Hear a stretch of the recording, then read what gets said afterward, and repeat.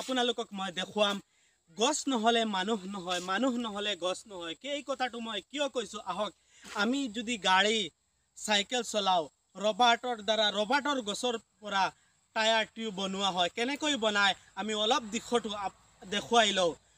বিশেষকৈ এটা অনুৰোধ জনাব বিচাৰিছোঁ যেন মোৰ চেনেলত আপুনি যদি নতুন হয় তেনেহ'লে চেনেলটো ছাবস্ক্ৰাইব কৰি কাষত দিয়া বেল আইকনটো অল অপশ্যনত ক্লিক কৰি দিয়ক। এতিয়া আমি আপোনাক দেখুৱাম ৰবাৰ্টৰ গছৰ পৰা কেনেকৈ ৰবাৰ্ট তৈয়াৰ কৰা হয়। আহক আমি অলপ দিশটো আমি দেখুৱাই লওঁ।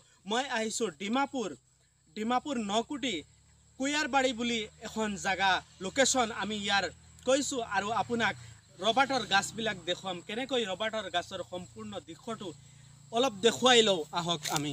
আপোনালোকে দেখিবলৈ পাইছে এইবিলাক হৈছে ৰবাৰ্টৰ গাছ, ৰবাৰ্টৰ বাগান। ইয়াত কিমান শ হাজাৰ হাজাৰ ৰবাৰ্টৰ গছ আছে। আমি আপোনাক দেখুৱাম এটা এটাকৈ কেনেকৈ মানুহে ৰবাৰ্টৰ গছৰ পৰা ৰবাৰ্ট কেনেকৈ ওলোৱায়।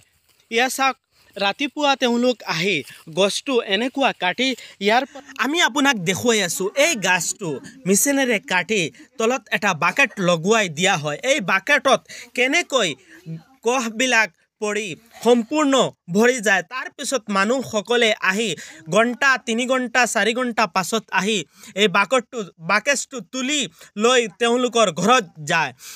যোৱাৰ পিছত আমি আপোনাক দেখুৱাই আছোঁ কিদৰে এই গছবিলাকত চাওক সকলো গছত এনেকুৱা বাকেট লগোৱা হৈছে আৰু মেচিনেৰে কাটি এনেকুৱা থোৱা হৈছে।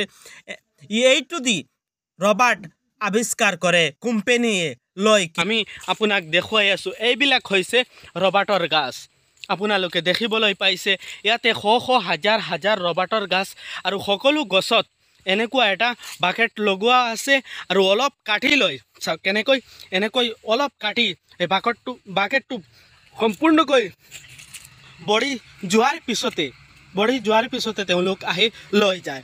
তাৰপিছত এইখিনি আপোনালোকে দেখিবলৈ পাইছে এইখিনি বস্তু এটা প্লেটত থৈ তলত পানী দি প্লেটত থৈ তেওঁলোকে ৰ'দত শুকাবলৈ দিয়ে। তাৰপিছত মেচিনত সোমাই চেপেটা বনাই ৰবাৰ্ট কোম্পানীত পঠুৱাই দিয়ে। এয়া চাওক ৰবাৰ্ট কোম্পানীৰ কেনেকৈ তেওঁলোকে কৰি থাকে এইবিলাক পদ্ধতি। আমি আপোনাক অলপ দিশটো দেখুৱাইছোঁ কেনেকৈ ইয়াৰ দিশ। এয়া চাওক কেনেকৈ গছটোৰ পৰা বাকেটৰ ভিতৰলৈ সোমাই এটুপাকৈ পানী পৰি ইয়াৰ সম্পূৰ্ণ বহি যায়। তাৰপিছত কোম্পানীৰ মানুহ আহি এইটো লৈ যায়। এয়া চাওক আমি আপোনাক দেখুৱাই আছোঁ ভিডিঅ'টো কেনেকৈ হৈ আছে। আমি ডিমাপুৰত আহি ৰবাৰ্টৰ গাছ দেখি বহুত সুখী হৈছোঁ।